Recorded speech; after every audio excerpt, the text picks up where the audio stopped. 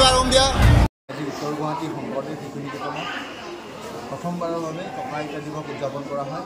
শিশু শিক্ষা সমিতি অসমৰ দ্বাৰা প্ৰেৰিত এক অনুষ্ঠান, কিয়নো আমাৰ সমাজত যি ককা আইতাক লৈ এক বিভীষিকাৰ সৃষ্টি হৈছে, যিবোৰ বৃদ্ধাশ্ৰমৰ সৃষ্টি হৈছে, এইবোৰ যাতে সমাজৰ পৰা বিলুপ্ত হয় আৰু আমাৰ বটবৃক্ষ স্বৰূপ ককা আইতা যাতে আমাৰ পৰিয়ালৰ লগতে থাকি আমাক তেওঁলোকৰ অভিজ্ঞতাৰ দ্বাৰা পৰামৰ্শ আৰু তেওঁলোকৰ বৌদ্ধিক জ্ঞান আমাৰ শিশুসকলক যি আগুৱাই নিব পৰা যায়, সেইবাবেই এই পদক্ষেপ শিশু শিক্ষা সমিতি অসমৰ উদ্যোগত সকলো নিকেতনতে আয়োজিত হৈ আহিছে। আৰু আমাৰ নিকেতনতো আজি ৩২গৰাকী ককা আইতাক আমাৰ শংকৰদেৱ শিশু নিকেতন উত্তৰ গুৱাহাটীৰ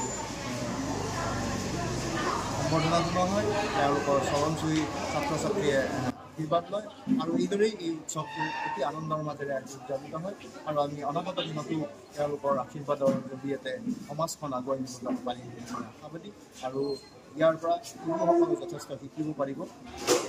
সুন্দৰ পৰিসমাপ্তি ঘটিছে অনুষ্ঠান পাতিব। আজি ১ জুন তাৰিখে আমি আমাৰ নিকেতনত ককা আইতা দিৱস পালন কৰিলোঁ আৰু আমি প্ৰথমবাৰৰ বাবে আমাৰ নিকেতনত ককা আইতা দিৱস পালন কৰি আমি অভিভূত হৈ গৈছোঁ। ককা আইতাৰ যি অনুভৱ সঁচাকৈয়ে বিৰল অনুভৱ আৰু আমি গৌৰৱান্বিত। আৰু ইয়াৰ পিছত আমি প্ৰতি বছৰে এই ককা আইতা দিৱস পালন কৰি যাম আৰু শিশু শিক্ষা সমিতি অসমৰ আৰু নাম উজ্বলাম। এইখিনি আমাৰ আজি উত্তৰ গুৱাহাটী শংকৰদেৱ শিশু নিকেতনত প্ৰথমবাৰৰ বাবে ককা আইতা দিৱস উদযাপন কৰা হয়।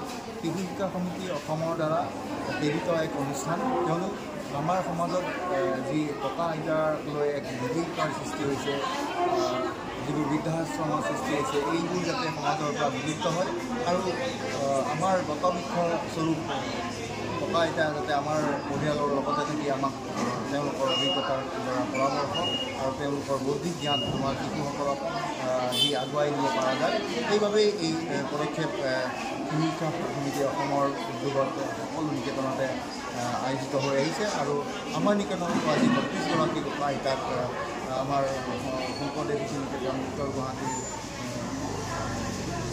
সম্বৰ্ধনা জনোৱা হয়। তেওঁলোকৰ চৰণ চুই ছাত্ৰ ছাত্ৰীয়ে আশীৰ্বাদ লয় আৰু এইদৰেই এই উৎসৱটো অতি আনন্দৰ মাজেৰে আজি উদযাপিত হয় আৰু আমি অনাগত দিনতো তেওঁলোকৰ আশীৰ্বাদৰ জৰিয়তে সমাজখন আগুৱাই নিবলৈ পাৰিম বুলি মই আশাবাদী আৰু ইয়াৰ পৰা শিশুসকলে যথেষ্ট শিকিব পাৰিব। সুন্দৰ পৰিসমাপ্তি ঘটিছে অনুষ্ঠান পাতিব। আজি ১ জুন তাৰিখে আমি আমাৰ নিকেতনত ককা আইতা দিৱস পালন কৰিলোঁ আৰু আমি প্ৰথমবাৰৰ বাবে আমাৰ নিকেতনত ককা আইতা দিৱস পালন কৰি আমি অভিভূত হৈ গৈছোঁ। ককা আইতাৰ যি অনুভৱ সঁচাকৈয়ে বিৰল অনুভৱ আৰু আমি গৌৰৱান্বিত। আৰু ইয়াৰ পিছত আমি প্ৰতি বছৰে এই ককা আইতা দিৱস পালন কৰি যাম আৰু শিশু শিক্ষা সমিতি অসমৰ আৰু নাম উজ্বলাম। এইখিনি আমাৰ